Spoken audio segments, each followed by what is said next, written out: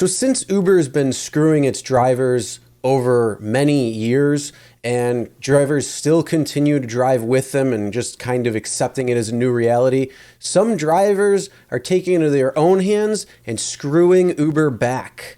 And that's what we were talking about today.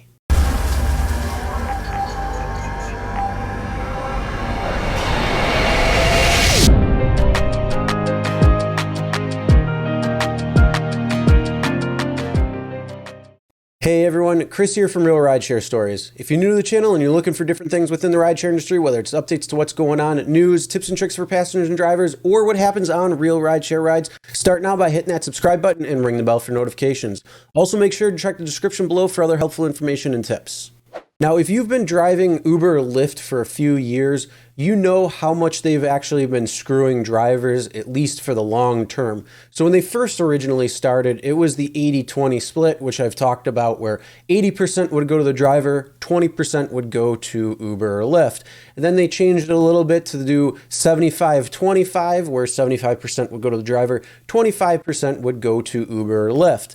Then they changed over to upfront pricing, which would bring a cap on time and mileage, and they would roll those rates back. In fact, you can actually go online and see what the rates have changed in your market or in your area or just across the nation if you want to check out different cities. So you can actually see how much they've changed the rates, which potentially screws drivers.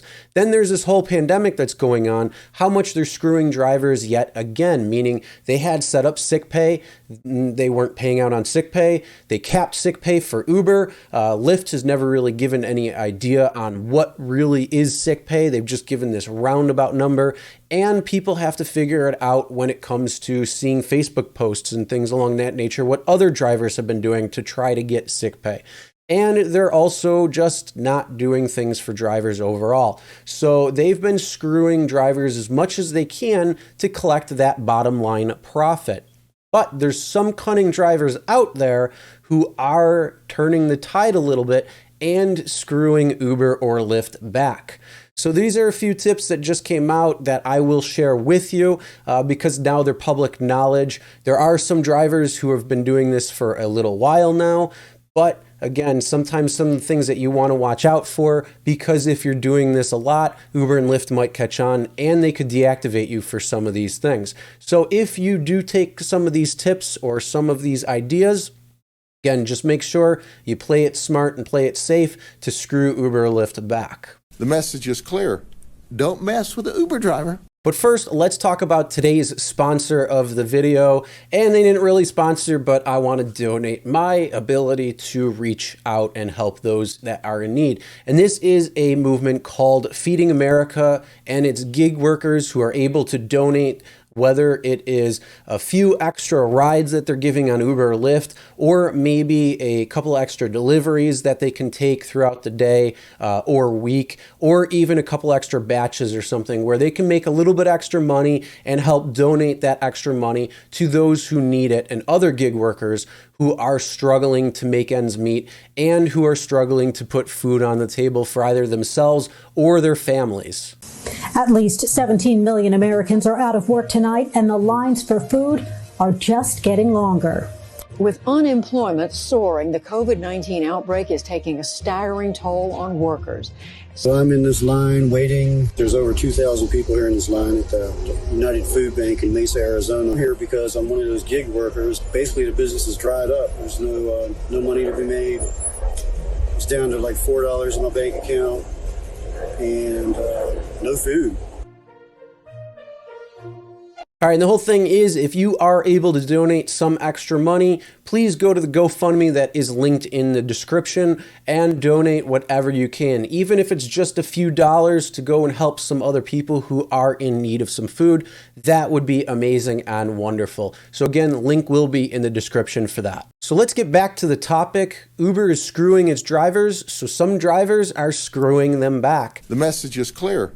Don't mess with the Uber driver. So this is an article. If you want to go and read, link will be in the description below, but it offers a few things that some drivers are doing to try to make some more extra money, and it doesn't hurt anyone in the long run, which is what essentially everybody is looking for. The only thing that it may hurt is Uber and Lyft's bottom line, because instead of being able to collect 40, 50, 60% of that ride's fare, maybe they'll only be able to really actually get the 25 or 20% that they originally had set up. So it's going to put a little bit more money into drivers' pockets, and it's going to put Uber and Lyft in check. And then there is a tip that I have that I'm going to share with you that has worked for another driver when they were temporarily deactivated, which may work for you as well. Just in case something does happen, you may be able to add that to your arsenal to get back on the road and continue making money. So this is the article right here that I'm referencing from Autoblog, and it's titled "Sneaky Secrets Rideshare Drivers Use to Make Ends Meet."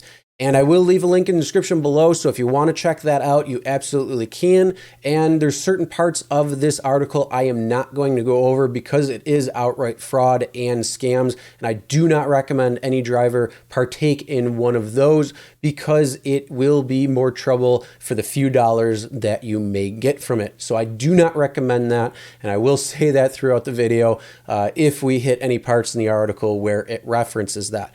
So again, do not do those ones. If you want to read through that for educational purposes, again, link will be in the description below. So it says, Uber and Lyft drivers have long employed a number of secret strategies to help make ends meet. There are a group of workers who have seen a lot of pay cuts over the years, and every time it seems like they come up with a whole new slew of strategies and scams. And again, I will not cover any of the scams because that is hurting somebody else, and I am not going to cover that. And again, do not recommend you partake in any of those. Most riders are completely oblivious to the fact that drivers may be in some way taking advantage of them. In most cases, it doesn't result in any real harm to the rider, but in some cases it might. Here's some of those dirty secrets. And again, we're not going over anything that could cause some real harm or anything to a rider in any way, shape, or form. So don't expect that in this. The problem with upfront pricing. So when Uber implemented its upfront pricing plan a few years ago, drivers found out that riders were paying considerably more than the drivers who were making from the fare. Uber's original deal with drivers was that they would pay them 80% of the fare, and that was later dropped to 75% in most markets, which we talked about at the beginning of the video. But after upfront pricing was implemented, Uber detached the driver's pay from the passenger's fare, allowing Uber to increase fares without having to increase driver compensation. And this is the problem where you see 40, 50, 60, maybe even a little bit more percent that Uber is taking when it comes to what the rider pays versus what the driver is actually paid out and what Uber is actually taking for this. So because of that, it's infuriating many drivers and tempted a lot of previous honest drivers to start acting in dishonest ways.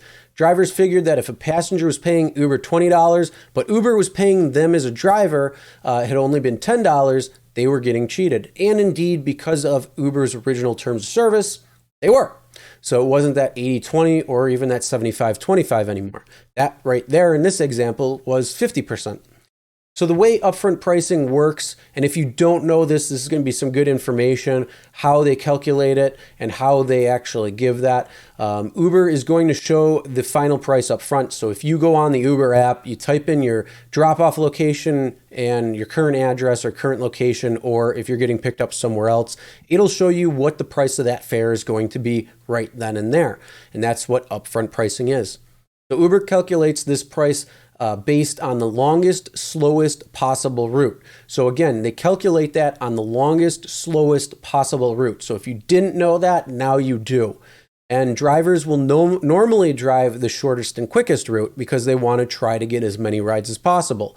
So that's what they're getting paid for as well too, because they're going to be paid for time and mileage. So if you are taking the quickest and shortest route while Uber is giving the longest, slowest route to the passenger, then you can see how they can get more money than what is originally estimated for. So Uber is going to pocket the difference and in the process basically cut the driver out of the share of the fare that they originally promised them if you were a driver who was driving before upfront pricing even took place. When drivers realized what was happening, they decided that if Uber was charging for the longest, slowest route, then they would give customers and riders the longest, slowest route. This could easily, with a few taps, view and select the route on the navigational app. And as they saw it, the customer should get what they're paying for. The driver should also get 75 to 80% of that cut. So some drivers were getting back to that original 75 or 80% right there. So that is one of the things that they're doing. Now, you can't do it with every ride because there are a lot of passengers who are very smart and know where they're going when the ride is happening. So how they got away with it is most drivers will know if a driver is taking the long route. Most people will know if a driver is taking a long, slow route. But out-of-towners and tourists usually don't know. And drivers quickly become experts in figuring out which is which. So you can't fool a veteran driver even if you try. So if you're out of town and you think your driver doesn't know, you're kidding yourself because we know. Drivers also know when they pick up riders at the airport, there's a high chance they're going to be out of town, and they will quickly size up whether or not their passenger is a local or who is returning home or an out-of-towner there for a visit. Then the driver will determine if they visit often or know the city, or if somebody who isn't too familiar with the area. And it's just done through a little chit chat. So simple questions can figure that out very easily.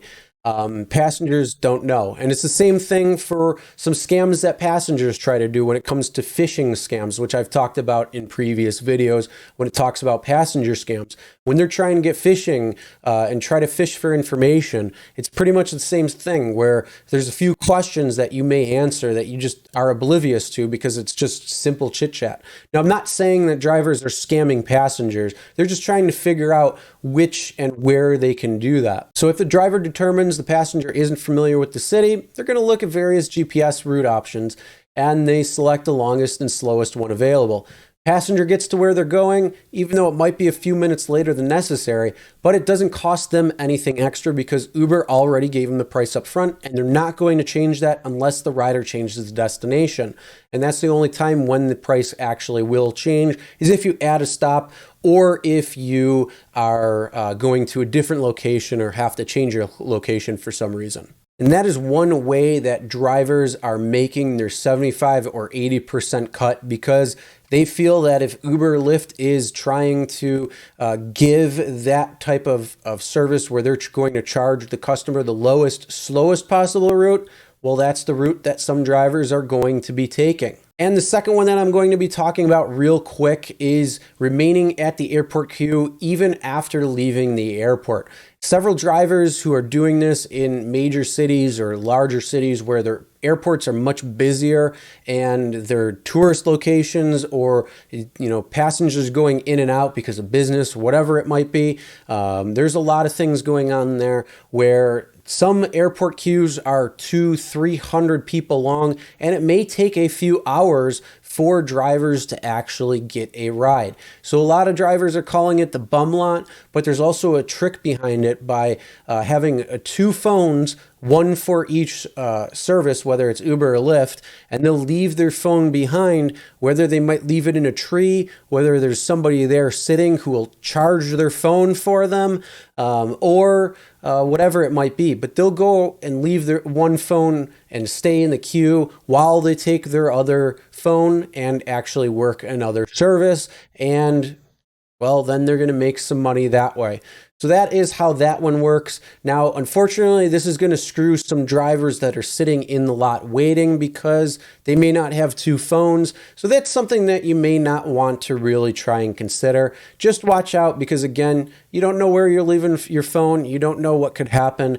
And if Uber or Lyft find out, something like this could lead to a deactivation. Then the article goes on and talks about some of the scams and some of the fraud that drivers are doing when they are driving to try to make some extra money. And again, I do not recommend you do any of those because that is just not good and not right in any way, shape, or form.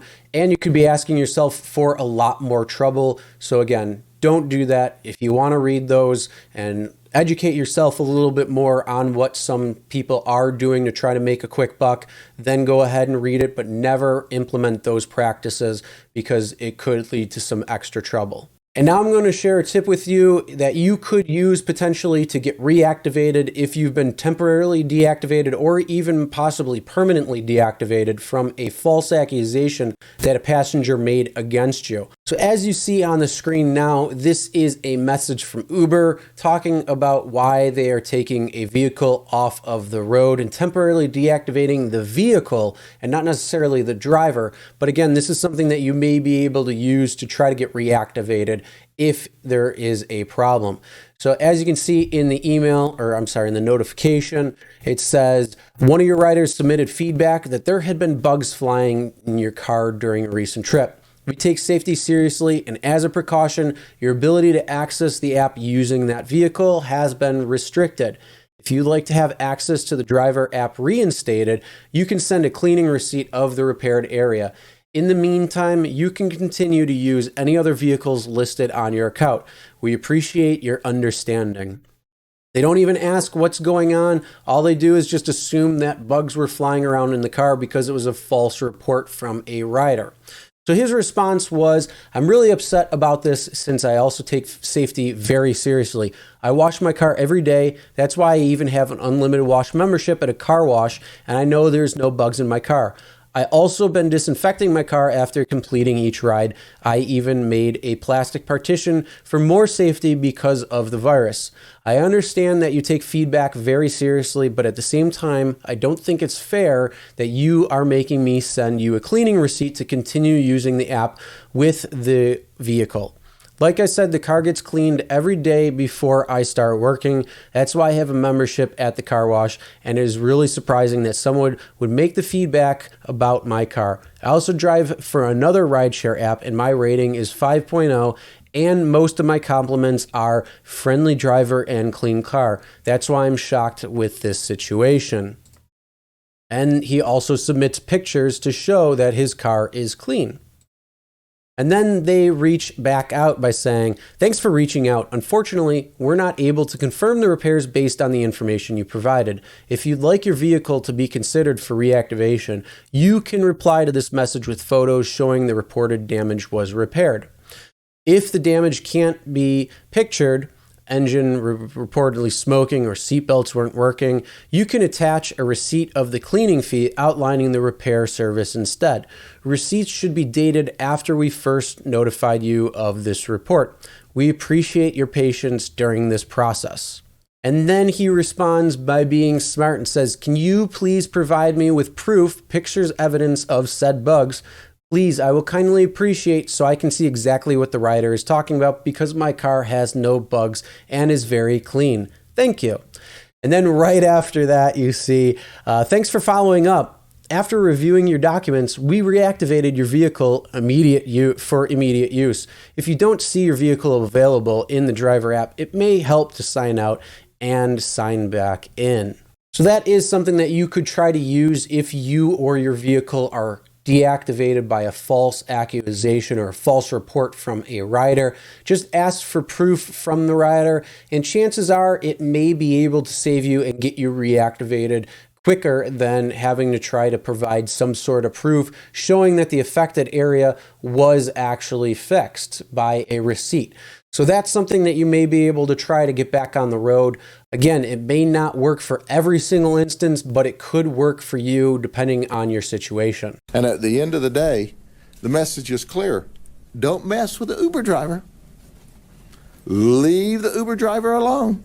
And that's the end of this video. Please, if you can give a few extra dollars or drive or deliver or shop for a little bit extra to donate some money to people who may need it for getting food and filling up for themselves or their families, please donate by clicking the link in the description below for the GoFundMe. And make sure to subscribe, ring the bell for notifications so you'll be notified every time a new video is uploaded. And as always, never drink and drive. Always tip your drivers, your delivery drivers, and your shoppers. And we'll see you next time.